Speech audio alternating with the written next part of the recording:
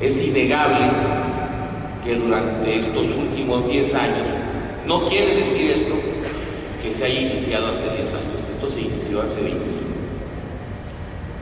Es patente la intervención de iniciativa privada en actividades que eran antes exclusividad del Estado mexicano. Sí, es cierto, entonces vale la pena llamar la atención de que se ha perdido competitividad. Qué paradoja que si los privados pues administran mejor que el gobierno, ahora que tiene más injerencia la iniciativa privada, la actividad privada, o este tipo de asociaciones más bien, se haya perdido competitividad. Y paradójicamente hayamos ganado lugar en corrupción. Y yo puedo decir, con los datos que tenemos, que el incremento de la actividad privada en las labores o en las funciones del Estado ha generado una mayor corrupción. Eso pocas veces lo observamos. Los datos demuestran eso. No sé en qué otras partes del mundo, pero en nuestro país es pérdida de competitividad, mayor deuda per cápita y mayor índice de corrupción. Y todo empezó con los pidires, con estos fenómenos, con estos esquemas de asociación o de injerencia de la iniciativa privada en funciones que para mí deben ser exclusivamente del Estado. ¿Qué hay detrás de esto? El argumento de que el Estado no puede distraer recursos o no tiene los suficientes recursos para llevar a cabo estas grandes obras. Yo me pregunto, ¿quién puede ser más especialista en la atención, que se llama la cobertura de salud, del Instituto Mexicano del Seguro Social? Yo no creo que haya un hospital en México que atienda más. Yo no puedo creer que no haya un hospital en México que atienda más gente feliz o que dé pensiones. Algún tipo de especialidad se debe haber generado, como se generó en los ingenieros petroleros de Petróleos Mexicanos. Yo creo que no es una cuestión de especialidad, ni siquiera es una cuestión de recursos. Porque recursos los hay, están mal gastados. Y si estos son insuficientes, es, que todos sabemos, de la porosidad de nuestro sistema tributario. Yo no compro el argumento de que puedan escribir gobiernos estatales o gobiernos federales o el gobierno federal de que carece de recursos cuando hay 30 empresas que tienen impuestos diferidos por 130,000 millones de pesos. Cuando tenemos empresas de outsourcing que evaden el IVA 50,000 millones de pesos al año. Es decir, para mí es la búsqueda de esquemas para acoplarse a mantener intactos ciertas ventajas, ciertas canonjías de estos grupos. Es decir, que los que entren a construir, pues van a construir con el dinero del fisco. ¿Cuál asociación pública-privada? Si quien construye un hospital va a construir, pues con lo que no nos ha pagado el impuesto. Entonces este argumento de que le ayuda al gobierno federal, pues es muy cuestionable. Si hubiéramos llegado al punto de máxima recaudación, si no tuviéramos esta porosidad en el sistema tributario, si año con año la inversión pública fuera decreciente y el gasto corriente fuese en aumento. Ayer yo lo leía en un documento del PRI, tengo que señalarlo. Creo que el incremento del gasto corriente que ellos tienen registrado es de 880,000 millones de pesos, una cosa así, en esos 4 años. Y la inversión pública ha venido permanentemente a la baja. Para mí esos esquemas lo único que pretenden es crear un intermediario intermediario financiero, que además sale a competir en el mercado por recursos en una mayor desventaja que el gobierno. Siempre la deuda de un gobierno va a ser soberana, va a ser, entre comillas, de riesgo cero. El endeudamiento de un privado siempre es muy incierto, o es más incierto que el de un gobierno. Los costos financieros, por ende, son mayores. Entonces estamos creando un intermediario financiero, un prestamista, que ahora proponemos que tenga más injerencia en las labores o en las funciones exclusivas del Estado, o en funciones que por lo menos la Constitución mandata al Estado: la salud, la educación, la vivienda, la seguridad. Bueno, dicen que no estamos como en Colombia, pero con esta ley los narcotraficantes van a poder mandar sus prisiones, como lo hizo Pablo Escobar en Colombia. Yo creo que en el contexto que estamos viviendo tenemos que cuidar mucho eso. ¿Cómo vamos a cuidar la procedencia de los recursos de quienes lleven a cabo estas obras?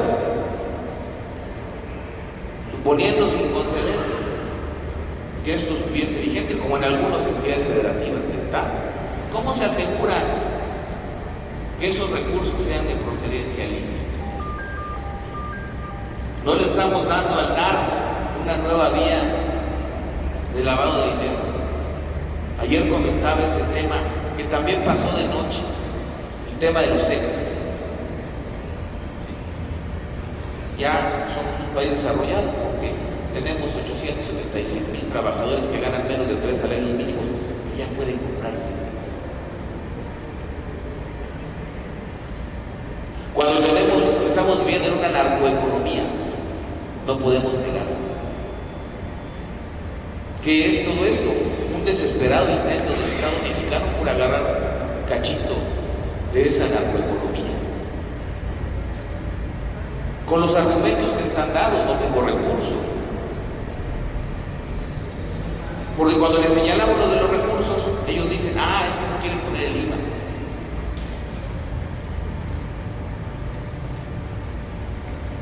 Ustedes saben lo que se podría hacer con 130,000 millones de pesos,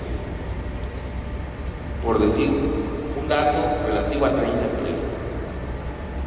Y en cambio estamos diseñando un mecanismo del cual podemos hablar todas las virtudes posibles. Lo mismo lo escuchamos, hay gente que, aquí hay algunos asesores que les tocó vivir la iniciativa de los Pidirelas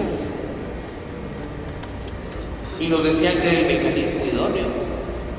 Se pervirtieron los Pidirelas, como se van a pervertir las asociaciones público-privadas. ¿Por qué? Pues porque sencillamente lo que sí hemos demostrado y lo que sí hemos visto con hechos es que México ha perdido competitividad y ha ganado corrupción. Qué casualidad que esto ha sido parte de la mayor injerencia de la iniciativa privada. Pemex es un caso clarísimo. El Instituto Mexicano del Seguro Social es un caso clarísimo. Se planea, o más bien se toman las decisiones sin planear hacia adelante. Se tenía cerrado el crédito, se diseñaron las SOFOMES y ahora se le están rescatando. El Estado crea sus propios monstruos, como lo decía el diputado César Augusto Santiago, luego el IMSS adquiere el papel de la SOFOMES. ¿Qué es esta ley? Es crear un nuevo monstruo con la misma naturaleza, porque el mecanismo básico es esta asociación público-privada: tú inviertes, tú construyes, me rentas, yo te pago. Que era un Pidirelas. A mí me parece muy absurdo, y se lo preguntaba yo el otro día al director de finanzas del CFE, porque de alguna manera hubo un consenso en que los pidiregas no eran buenos para Pemex, pero sí son buenos para CFE. Y entonces van a ser buenos para salud, van a ser buenos para infraestructura hidráulica, van a ser buenos para construir prisiones. A mí me parece que hay una gran falta de coherencia, porque el punto básico, la naturaleza es la misma. Es rehusar a utilizar una facultad del Estado mexicano. Eso es lo más grave.